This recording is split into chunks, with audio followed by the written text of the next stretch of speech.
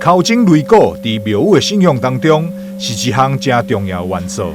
现在也成为咱市中西区跨年相当特别的活动。主办单位结合当地10间庙宇，做伙举办口井祈福的活动。市民会当伫31日暗时11点15分轮流口井来迎接新年。府城口井祈福这活动，这徛算是台南今年第3档啦以往无的。咱只是讲要利用这个活动来弥补着这个社区的长辈伫跨年因也无去参加这个跨年的暗会算要弥补着这个跨年的欢乐的气氛。一方面咱嘛希望会当用这个钟声来代替这个炮仔声来优化咱台南的这个庙宇的文化这是其中一个意义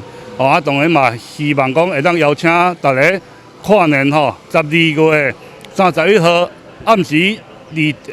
点15分主持一刻咱做伙来厝附近的庙宇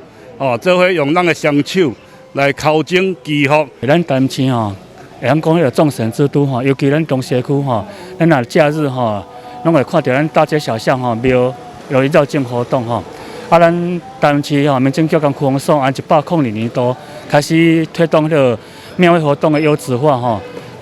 致力于降低减少鞭炮也是讲咱市庙来改善讲咱绕境活动迄个交通环境的问题减少讲迄个庙会绕境活动民众生活品质会降低啦嘛甲咱庙宇来迄个共同来努力来发扬咱庙会传统文化的特色。透过供庙口井取代炮仔声甲烟火，同时也提升庙会形象，也互无法度参加跨年活动的侪伙人甲囡仔有一个社区型的活动会当参与，嘛会当为来年祈福感受众神的庇佑。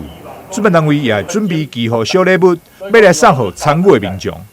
台南新闻张硕伟采访报道。